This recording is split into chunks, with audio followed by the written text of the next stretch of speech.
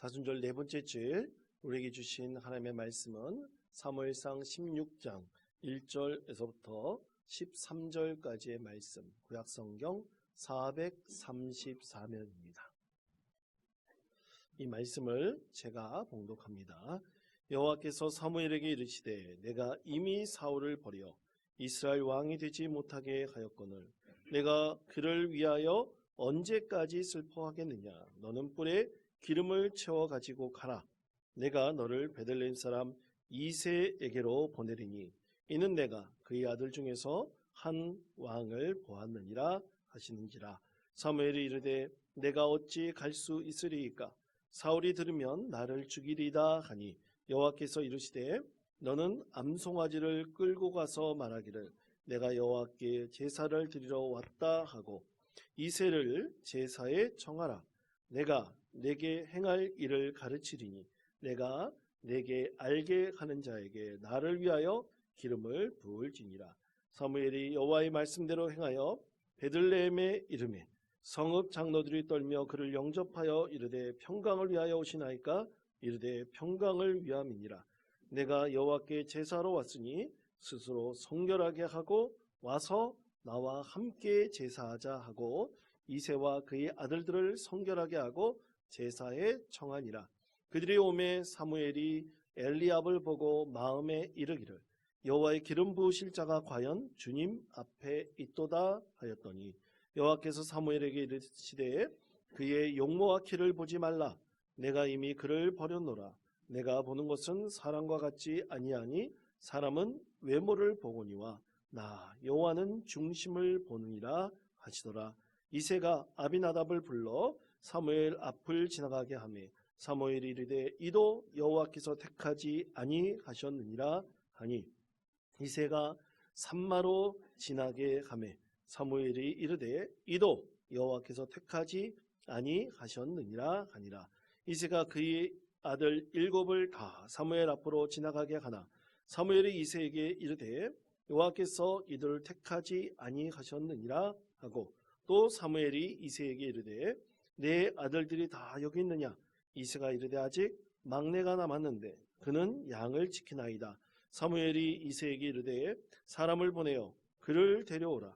그가 여기 오기까지는 우리가 식사 자리에 앉지 아니하겠노라.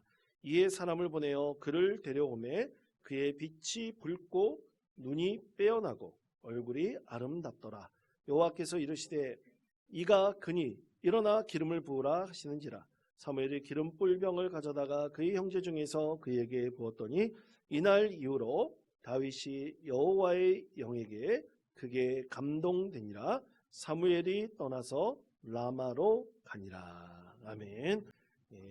성도 여러분, 오늘은 사순절 네 번째 주일입니다. 사순절 네 번째 주일 하나님의 축복하심과 하나님의 인도하심이 우리 성도들의 삶의 자리에 충만하시기를 간절히 축원드립니다. 여러분, 실제 있었던 일인데요. 차가운 쓰레기 더미 속에서 14살짜리 흑인 소녀가 딸을 출산하였습니다. 그렇게 출산한 그 딸은 14살 그 어머니와 함께 노숙인의 삶을 살게 되었습니다. 그녀가 선택한 삶은 결코 아니었었죠. 그렇지만 여러 무료 급식소와 또 쉼터를 전전긍긍하면서 살아가던 이 어린 아이에게, 이 소녀에게는 참으로 자신의 삶을 바꾸고 싶다, 다른 사람들과 똑같은 삶을 살고 싶다는 소망이 생기기 시작했습니다. 그때부터 이 어린 아이가 책을 읽기 시작을 했어요. 이 책을 읽기 시작하면서 한 달에 한 5권씩 읽겠다. 그리고 길거리에 쏟아져 나오는 뉴욕의 모든 신문들을 다 정독을 했습니다. 그렇게 이 어린아이가 여러 쉼터를 옮겨다니면서 무료급식소를 가서 먹을 것을 배를 채우면서 쓰레기 더미를 뒤지면서 자라나게 되었는데 이 아이가 또 다른 꿈이 생겼습니다. 자신의 운명을 바꾸기 위해서 대학에 들어가고 싶다는 소망이 생겼어요. 주변에 있는 사람들은 다 누굽니까? 노숙인들이에요. 홈리스들입니다. 얘기합니다. 대학에 갈 생각은 꿈도 꾸지 마라. 그러나 14살 흑인 소녀가 출산했던 이 어머니, 그 어머니만은 이 아이에게 너는 대학을 갈 수 있다. 꿈을 꾸어라. 하나님께 기도하면서 그 꿈을 꾸라고 그렇게 아이를 인정해주고 격려해 주었습니다.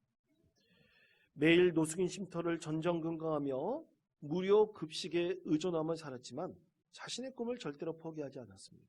여러분, 미국은 우리나라와 다르게 12학년제입니다. 그런데 자신의 집이 없었기 때문에 여러 쉼터를 옮겨 다녀야 했습니다. 1년에 한 번씩 학교를 옮겨 다녀야 됐어요.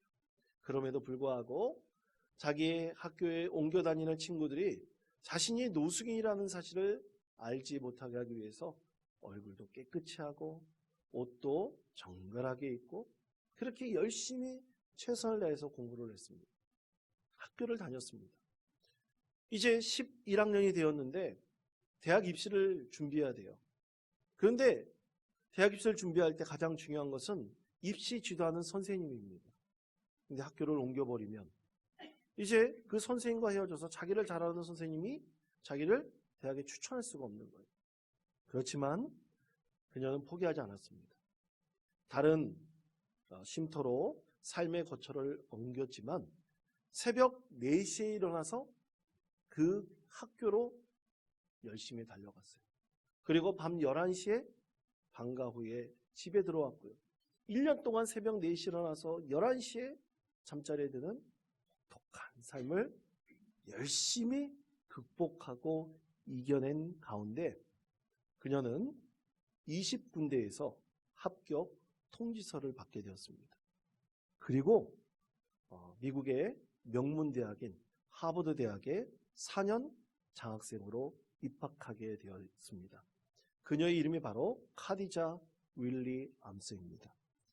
2009년 대학에 입시했는데 2009년에 그녀가 미국의 가장 유명한 쇼가 있어요. 오프라 윈프리 쇼에 출연하게 되었습니다. 참으로 놀라운 일이죠. 그녀는 2013년 이제 학교를 졸업한 이후에 이 사진을 보여주시기 바랍니다. 학교를 졸업한 이후에 저렇게 졸업한 이후에 교육 공무원이 되어서 자신과 같이 홈리스의 생활을 하는 어린 아이들을 위해서 헌신하고 그렇게 아이들을 돕는 일을 하고 있다고 합니다. 그녀가 오프라 윈프리 쇼에 출연해서 이런 얘기를 했대요. 나는 내가 어디에 살지를 선택할 수는 없었지만 얼마나 배울지는 스스로 선택할 수 있었습니다.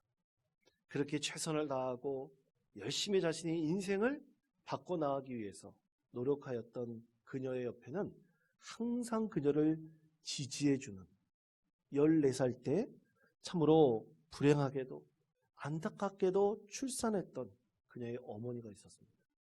항상 그녀를 인정해주고 지지해 주었으며 사랑해 주었습니다. 다른 노숙인들이 꿈을 포기하라고 손가락질하고 멸시할 때에도 그녀를 보호해주며 할 수 있다. 반드시 이룰 수 있다. 그렇게 지지해주고 격려해 주었다고 합니다. 만약 그녀 옆에 자신의 사랑하는 어머니가 없었다면 불쌍한 인생을 살아갔지만 그녀를 위해서 최선을 다했던 그의 어머니가 없었다면 결코 그 꿈을 이룰 수 없었을 것이라고 고백하였습니다. 사랑하는 성도 여러분, 그렇습니다. 우리에게는 누군가 있죠. 우리를 사랑하는 부모님이 있습니다. 내가 지금 모습은 참으로 못났지만 보잘것없는 것처럼 보이지만 우리를 위해서 늘 기도하고 인정해주고 사랑해주는 사랑하는 부모님이 있습니다. 그런데 여러분, 만약 그 사랑하는 부모님과 더불어 우리를 지켜주시고 우리를 인정해주고 우리를 진정으로 사랑해주는 나의 하나님이 계시다면 어떨까요? 하나님께서는 우리에게 늘 함께 가시면서 우리에게 힘을 주시며 능력을 더하신다고 이렇게 말씀을 하십니다. 이사야 40장 31절의 말씀입니다. 우리 다 같이 한 목소리로 읽겠습니다. 오직 여호와를 앙망하는 자는 새 힘을 얻으리니 올라감 같을 것이요 다른 박질하여도 곤비하지 아니하겠고 걸어가도 피곤하지 아니하리로다. 아멘. 여러분 믿으십니까? 여호와를 앙망하는 자에게 새 힘을 주신다, 말씀하셨습니다. 우리에게 진정한 힘을 주시고 능력을 주시는 분은 바로 우리 하나님이십니다. 이 사순절 기간 우리 하나님만을 앙망하는 믿음의 성도 되시길 바랍니다. 하나님께서 여러분을 지켜주시고 도와주시고 그리고 여러분의 삶의 자리 가운데 반드시 은혜를 베풀어 주실 것입니다. 이렇게 하나님의 인정하심과 지지하심, 사랑하심으로 보잘것없는 한 소년이 이스라엘 백성이 가장 주목받는 한 청년으로 탈바꿈된 한 사람이 있었습니다. 바로 그가 다윗이었죠. 그런데 성경 말씀은 항상 이런 다윗과 같은 사람이 있다면 그것과 비교하여 전혀 다른 인생을 살아갔던 한 사람을 소개하고 있습니다. 그는 유명한 명문가의 자제였고 또 많은 사람들에게 이미 주목받는 사람이었습니다. 칭찬받는 사람이었습니다. 바로 그는 청년 사울이었죠. 청년 사울에 대한 사람들의 기대는 너무나 남달랐습니다. 그 사울에 대해서 성경에서는 이렇게 말씀하고 있습니다. 사무엘상 9장 2절의 말씀입니다. 다 같이 화면에 말씀 한 목소리 읽겠습니다. 이스라엘 자손 중에 그보다 더 준수한 자가 없고 위께 위에만큼 더 걷더라. 아멘. 여러분 생각해 보십시오. 사울에 대한 성경의 말씀은 분명하죠. 어떻게 하나님께서 이스라엘 첫 번째 왕을 선택하실 때 보잘것없는 사람을 선택할 수 있었겠습니까? 많은 사람들에게 지지를 받고 칭찬을 받고 높임을 받는 이 청년 사울을 하나님께서는 이스라엘 첫 번째 왕으로 지목하셨습니다. 그만큼 능력이 됐던 사람이었기 때문이었죠. 그런데 그것에 비해서 오늘 말씀에서 이 사울과 다르게 다윗은 너무나 보잘것없는 사람이었습니다. 아무도 그를 주목한 적이 없었습니다. 그런데 하나님께서는 이렇게 보잘것없는 다윗을 왜 선택하셨을까요? 오늘 말씀은 세 가지 과정을 통해서 다윗을 선택하신 하나님의 뜻을 드러내 보이고 계십니다. 사랑하는 성도 여러분, 아무리 세상 사람들이 보기에 보잘것없는 자랄지라도 하나님께서는 카디자 윌리엄스와 같이 다윗을 세워주기를 원하셨습니다. 우리에게도 그런 소망을 하나님께서 주시기를 원하십니다. 그렇다면 다윗은 어떤 과정을 통해서 하나님께서 세우시는 귀한 사람이 되었을까요? 먼저 다른 사람은 다 보지 못했지만 하나님께서 그를 보셨다는 것입니다. 자, 사무엘상 16장 1절의 말씀 다 같이 한 목소리로 읽겠습니다. 여호와께서 사무엘에게 이르시되 내가 이미 사울을 버려 이스라엘 왕이 되지 못하게 하였거늘 내가 그를 위하여 언제까지 슬퍼하겠느냐? 너는 뿔에 기름을 채워 가지고 가라. 내가 너를 베들레헴 사람 이새에게로 보내리니 이는 내가 그의 아들 중에서 한 왕을 보았느니라 하시는지라. 아멘. 하나님께서 분명하게 말씀하셨죠. 내가 그의 아들 중에서 한 왕을 보았느니라. 이미 하나님께서 이새의 아들 중에서 한 사람을 이미 지목하셨던 것입니다. 사랑하는 성도 여러분, 참으로 놀랐습니다. 사무엘에게 하나님께서 이 말씀을 하셨을 때 슬픔 가운데 잠겨 있었던 사무엘이 정신이 번쩍 들었습니다. 참으로 궁금합니다. 다른 사람들은 다 알지 못한 사울과 같이 준수하고 참으로 사울과 같이 능력이 있고 유명한 가을의 사람이 아닌데도 불구하고 어떻게 하나님께서 다윗을 보셨을까? 어떻게 하나님께서 다윗을 보셨을까? 우린 참으로 그것이 궁금할 수밖에 없습니다. 그런데 하나님께서는 우리의 모든 것을 감찰하시는 여호와 하나님이십니다. 하나님께서 이렇게 말씀하셨습니다. 잠언 16장 2절의 말씀입니다. 다 같이 한 목소리 읽겠습니다. 사람의 행위가 자기 보기에는 모두 깨끗하여도 여호와는 심령을 감찰하시느니라. 아멘. 그렇습니다. 하나님께서 우리를 감찰하신다 말씀하고 계십니다.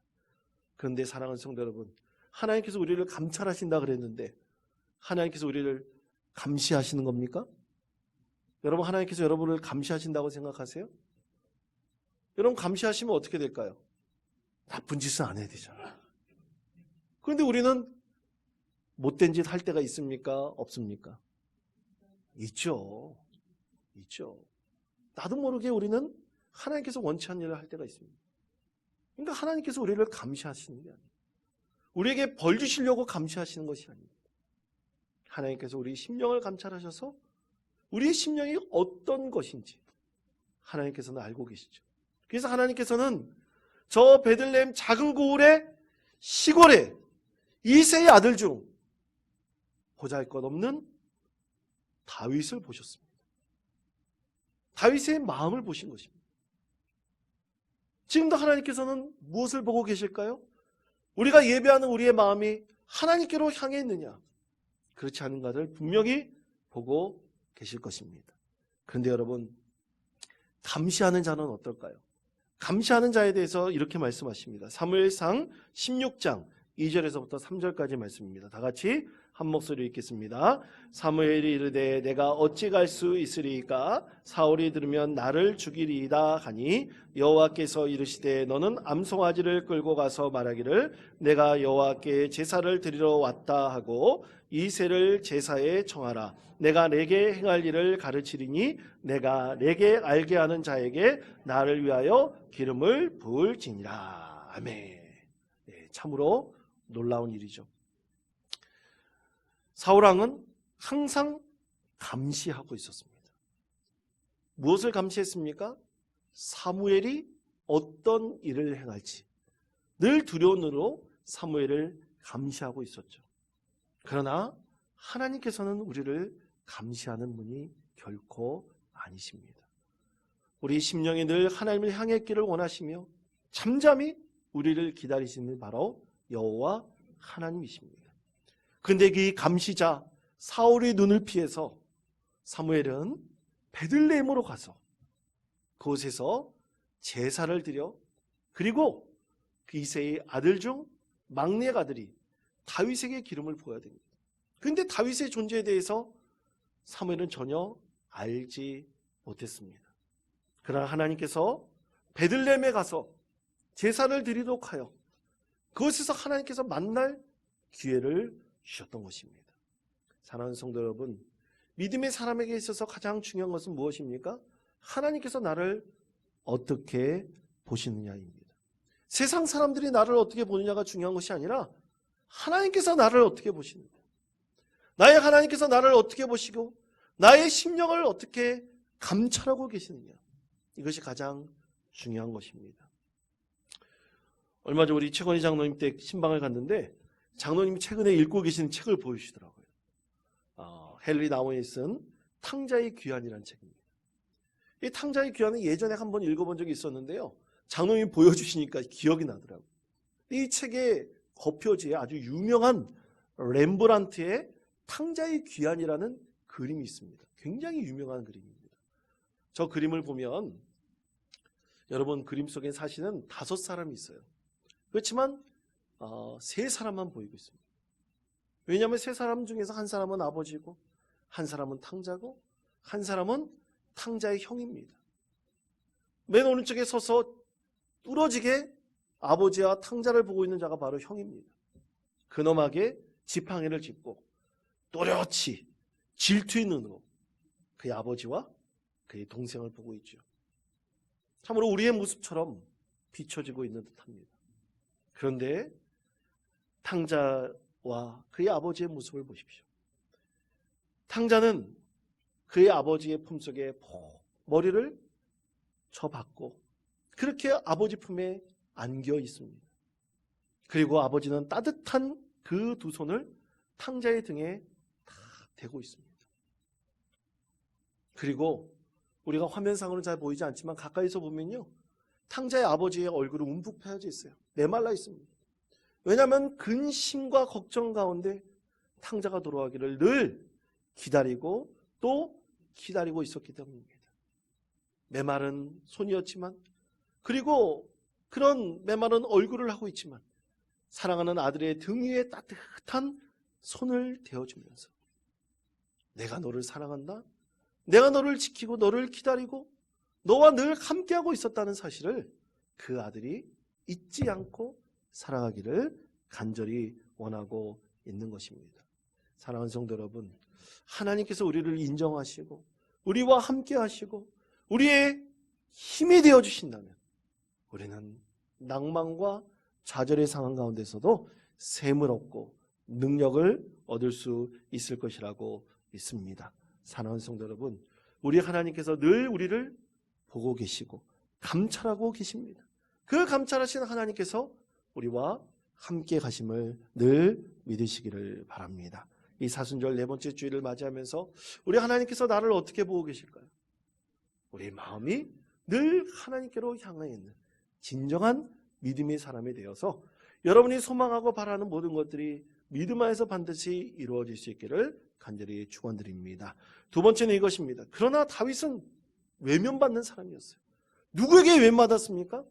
가장 먼저 자신의 가까운 가족들에게 외면받는 사람이었습니다. 가족들에게 외면받는 사람이 어떻게 세상 사람들에게 외면받지 않을 수 있겠습니까? 사무엘상 16장 11절 12절 말씀 다 같이 한 목소리 읽겠습니다. 또 사무엘이 이새에게 이르되 이새가 이르되 아직 막내가 남았는데 그는 양을 지키나이다. 사무엘이 이새에게 이르되 사람을 보내어 그를 데려오라. 그가 여기 오기까지는 우리가 식사 자리에 앉지 아니하겠노라. 이에 사람을 보내어 그를 데려오매 그의 빛이 붉고 눈이 빼어나고 얼굴이 아름답더라. 여호와께서 이르시되 이가 그니 일어나 기름을 부으라 하시는지라. 아멘. 그렇습니다. 이새는 자신의 막내 아들을 사무엘 앞에 데려오지 않았어요. 감춘 것이죠. 사실 감춘 것입니다. 근데 왜 감췄을까요? 사실 성경 말씀을 읽다 보면 이 성경 말씀대로 우리가 좀 이해하기 어려운 부분들이 있습니다. 사실 왜 다윗을 이 자리에 데리고 오지 않았을까? 굉장히 의문이 듭니다. 이것에 대해서 유대인의 전승인 미드라시에는 나츠베트 설화라는 한 이야기가 있어요. 그 설화의 내용에 보면 이 나츠베트는 이새의 아내였습니다. 이새와 나츠베트는 너무나 사랑하여서 오늘 성경에서 말씀하고 있는 대로 다윗의 형들 7 형제를 낳았어요. 얼마나 서로 뜨겁게 사랑하고 또 관계가 좋았는지 참으로 하나님께서 그 가정에 축복하셨죠. 그런데 어느 순간 이새는 자신의 출생에 대해서 고민에 빠졌습니다. 영적 고민에 빠졌습니다. 여러분 하나 여쭤볼게요. 이새의 그 조상 중에 모압 여인이 있었습니다. 그 여인이 누굽니까? 룻이었죠. 룻. 할머니였습니다. 할머니. 그런데 이 이새는 그 할머니가 이방인인 줄 몰랐어요. 순수한 유대인 혈통인 줄 알았습니다. 그런데 어느 순간 자신의 이 조상 중에 모압 여인이 있다는 사실을 알고 영적 고민에 빠졌어요. 왜냐하면 성경 말씀에 보면 모압인들은 절대로 여호와의 총회에 들어올 수 없다고 했거든요. 그런데 내가 그렇게 총회에 들어갈 수 없는 자인가? 의문이 들기 시작했습니다. 그래서 다시는 이 정결함을 위해서 자녀를 낳지 않겠다. 부정한 자녀를 낳지 않겠다. 그런 결벽증이 생겨버린 거예요. 그러면서 사랑하는 아내와 동침하지 않습니다. 잠자리를 하지 않아요. 그러면서 이중적으로 이새는 여종과는 동침을 하려고 합니다. 그때 나츠베트는 더 이상 남편이 자기를 사랑하지 않고 버렸다는 그런 의문을 갖게 되고요. 그때 참으로 여종으로 분하여 이 나츠베트가 자기 남편 이새와 함께 동침을 하여 그 사이에 낳은 아들이 바로 다윗이었다는 것입니다. 그러나 이렇게 부정한 여인으로 낙인 찍히고 말았습니다. 그의 아내가 낙인 찍혀버리고요. 나츠베트는 절대로 다윗의 출생의 비밀을 말하지 않았어요.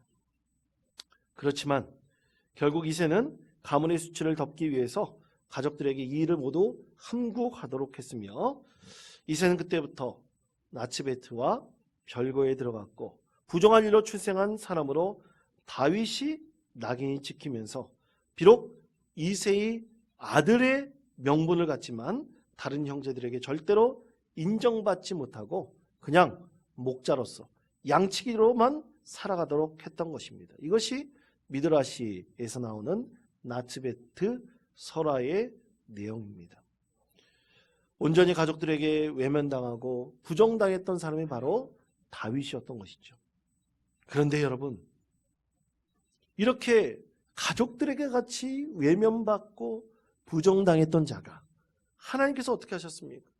하나님께서는 사무엘상 16장 12절 말씀에서 사무엘의 눈을 통해서 이렇게 말씀하셨습니다. 사무엘이 다윗을 보았을 때 그의 빛이 붉고 눈이 빼어나고 얼굴이 아름답더라 말씀하고 있습니다. 근데 여러분, 그렇게 본 사람은 누굽니까? 하나님의 눈을 통해서 사람을 보았던 사무엘뿐이었어요.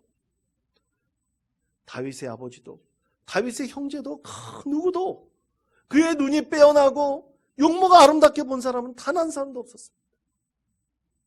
그저 가족들에게도 그냥 사라졌으면 좋을 존재로 그렇게 살았던 다윗이었지만 하나님께서는 그를 외면하지 않으셨습니다. 왜 그렇습니까?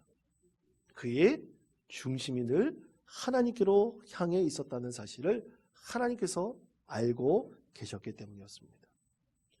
다윗은 수금을 잘 타는 사람이었죠. 그리고 작곡가였습니다. 다윗의 시편을 보면 너무나 아름다운 하나님을 찬양하는 곡으로 다 담겨져 있습니다. 그걸 배운 것은 누굽니까? 그의 어머니를 통해서 배웠던 것입니다. 어머니를 통해서 하나님을 찬양하는 것을 배우고 하나님의 은혜를 사모하는 진정한 믿음의 사람으로 다윗은 성장하였던 것입니다. 우리가 세상 사람들에게 외면당할 수도 있어요. 가족들에게도 외면당할 수도 있습니다. 그리고 우리가 행하고 있는 일들이 부정당할 수도 있어요.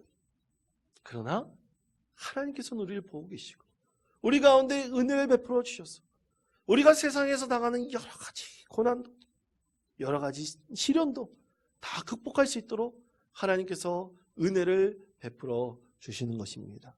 그러므로 사랑하는 성도 여러분, 세상 사람들이 우리에게 뭐라고 해도 우리 하나님께서 우리를 외면하지 않으시고 우리를 지키시고 우리의 중심을 보신다는 사실을 여러분 꼭 기억하시면서 하나님의 은혜를 함께 나눌 수 있고 서로를 위해서 기도할 수 있는 믿음의 성도 되시기를 축복합니다.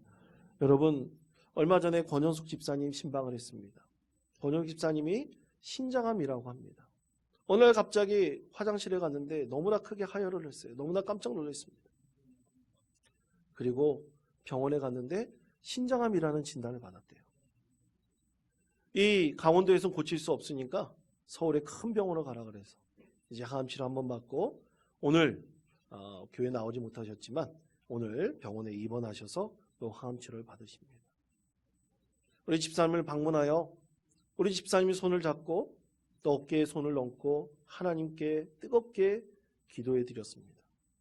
그랬더니 권영 집사님이 우시더라고요. 왜냐하면 마음속에는 이미 절망하고 있었던 것입니다. 힘들어하고 있었던 것입니다. 이제 내가 더 이상 살 소망이 없다고 생각하셨던 거예요. 그러나 여러분, 세상 사람들을 외면하고 절망 안 하고 말할 수 있어요. 그러나 하나님께서 함께 하시고 하나님께서 그 손길을 붙들어 주십니다. 우리 사랑하는 성도들이 함께 한 번이라 찾아가며 위로하고 기도하는 그 성령님께서 주시는 놀라운 능력을 경험한다면 그의 삶은 더욱더 새로워지고 복되고 하나님께서 반드시 치료해 주실 것이라고 믿습니다. 오늘 말씀 가운데 세 번째 과정이 있습니다. 그렇게 사무엘이 찾아와 가족들에게 외면했던 다윗에게 기름을 부었을 때 다윗은 하나님의 영에 크게 감동된 사람이 되었던 것입니다. 자, 사무엘상 16장 13절 말씀 우리 다 같이 한 목소리 읽겠습니다. 사무엘이 기름 뿜은 병을 가져다가 이날 이후로 다윗이 여호와의 영에게 크게 감동되니라. 사무엘이 떠나서 라마로 가니라. 아멘. 여러분, 만약 제가 기름 뿔병을 가져다가 여러분 머리에 부었다고 생각해 보십시오. 아마 저보고 정신 나간 사람이라 그럴 거예요. 여러분 기름불 병을 부어가지고 다 하나님의 영에 감동되나요? 그렇지 않습니다. 누군가 유명한 목사님한테 가서 이 축복 기도를 받았다고 다 여호와 영에 감동됩니까? 그렇지 않습니다. 다윗과 같이 우리 중심이 하나님께로 향해 있다면 하나님께서는 다윗에게 주신 여호와의 영, 하나님의 영에 크게 감동되는 은혜를 우리 가운데 부어 주실 것이라고 믿습니다. 사랑하는 성도 여러분, 그런 소망을 가지고 우리 사순절 기간 하나님께 기도하는 저와 여러분 되시기를 축복합니다. 우리가 하나님의 영에 크게 감동되어야 됩니다. 하나님을 향한 뜨거운 마음이 있어야 됩니다. 세상에서 외면받을 수도 있고 멸시받을 수도 있어요. 그렇지만 하나님께서 함께 하신다면 우리가 하나님의 영에 성령에 크게 감동된 믿음의 사람이 되어 하나님께서 우리 가운데 있는 모든 것을 해결해 주시고 또 하나님께서 은혜를 베풀어 주실 것입니다. 다윗과 같이 하나님의 영에 크게 감동된 사람이 되시기를 축복합니다. 이 사순절 기간 주님을 붙들고 주님께 기도할 수 있는 저와 여러분 되시기를 소망합니다. 그렇다면 하나님께서 여러분의 질병도 사하여 주시고 여러분이 밝히지 못하는 여러 가지 문제를 해결해 주시는 은혜를 베풀어 주실 것이라고 믿습니다. 우리를 치유하시고 회복시켜 주시는 하나님의 은혜가 이 사순절 기간 여호와 영에 크게 감동된 다윗과 같은 사람이 되어 하나님께만 영광을 올려드리는 복된 성도 되시기를 간절히 축원드립니다.